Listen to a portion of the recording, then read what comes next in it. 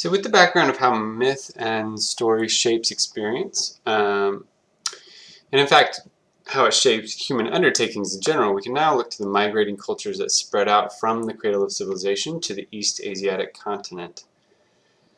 So around 1,000 years after the start of when Mesopotamian civilizations were forming around the Tigris and Euphrates river valleys, about 1,000 years after the river valley civilizations around the Nile were forming, wandering tribes were also settling the Indus River Valley, and that's in the northwest corner of what is now known as the Indian Peninsula.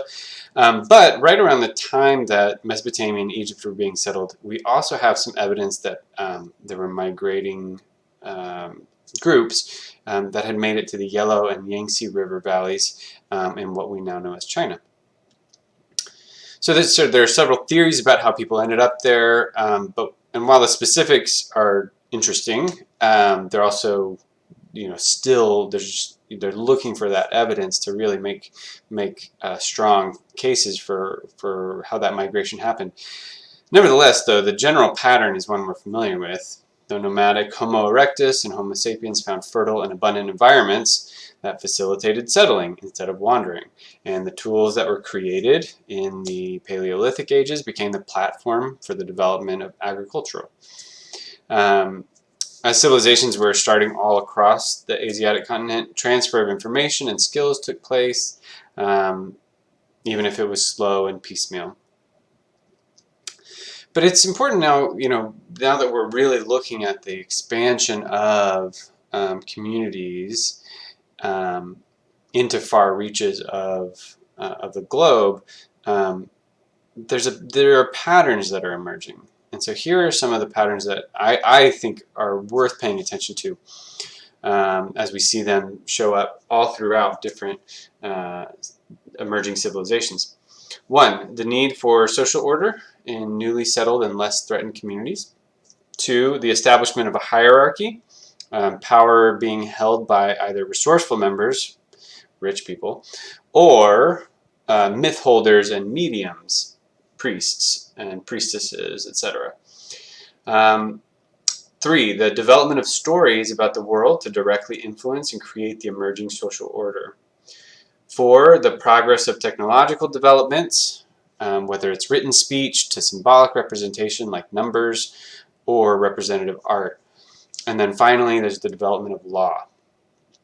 These things all seem to happen in every newly developed settled community. So let's talk about India. So in India, there was over a millennia of orderly settlements and rich artisanship before what is called the Vedic era. This is named after the adherence to what's called the Vedas, which are this passed down scriptural texts, holy texts. And it's pretty clear that the Vedas were influential for a long time, but we call this the Vedic era because they start to get written down, so now we have a record of them. So the most significant shift in this time period was the development of the caste system. This is a more rigid social organization than any of the other the civilizations that we've studied. So the caste system was really based on the spiritual path toward enlightenment, where you try to, purify yourself or cleanse yourself in your life so that you can get a better station in your next life. And so it all hinges on that idea of reincarnation. And the background in Hinduism, which is it is the oldest surviving religion that's currently being practiced. But that's the whole idea, is that you are a spirit and your life purpose is to realign with the great world spirit, the Brahma, or Brahman spirit. So all of that frames the rigidity of the caste system. Your spiritual path was set during your lifetime, and the only way out of your designated station was to level up in the next life. In most other societies, social mobility, that is going up and down classes, it was hard, but it wasn't impossible. And in almost all societies, wealth was provided mobility, right? How do you move up in social order? Well, money really does help, no matter what. It always has since time immemorial. But the Vedic era's caste system didn't really work like that. It was a closed system in which wealth wasn't even, like, you were not even able to obtain wealth if you weren't part of that caste. And similarly, when it came to occupations or duties that might lend you power, those weren't available unless you were already in that caste. And so birthright was the only thing that worked. And while there's some benefit of having hindsight and different cultural experience, it's important to sit for a moment with the kind of the first draft, this idea of a first draft of social order. There's a version of humanity and what people thought it was that justifies this type of social order. And it's also important to recognize that our ideas of what humanity is lies heavily on our evaluation of a system like this. If you think people are intrinsically evil, for instance, and they're always looking for personal advantage, then you'll see the caste system as an elaborate scheme based on securing power. If you think that people are just doing their best and they get it wrong sometimes because they have a limited data set, then you might be more forgiving of the worldview that makes the caste system really tolerable. What I find most interesting about this is that the caste system has largely not changed since 2500 BCE. Recently there were some talk about, the caste system has really shifted, but just as recent as 2018, inquiry into what's going on, especially in rural India, demonstrates that this social order is really quite strong and is not going away anytime soon. One sociologist, Indian sociologist, said, as long as Hinduism is strong, caste will be strong, and as long as there is caste, there will be a lower caste. And so that's just something to think on. Our study, by basing ourselves in this text and just the curriculum of this course, it does little justice to early Chinese civilizations. It just simply lays the foundation that its development was similar to the way other civilizations developed, with their own specific differences in style, story, myth, and social order. Those are no way less important or less interesting. However, what has been true for thousands and thousands of years is that Chinese civilization has not had the global reach or influence as the early Western Asiatic civilizations like Mesopotamia, into Persia, into Greece, Egypt. That just, the world really started traveling westward. That culture traveled westward while the Chinese, early Chinese civilizations really just kind of deepened where they were in their region instead of spreading far and wide.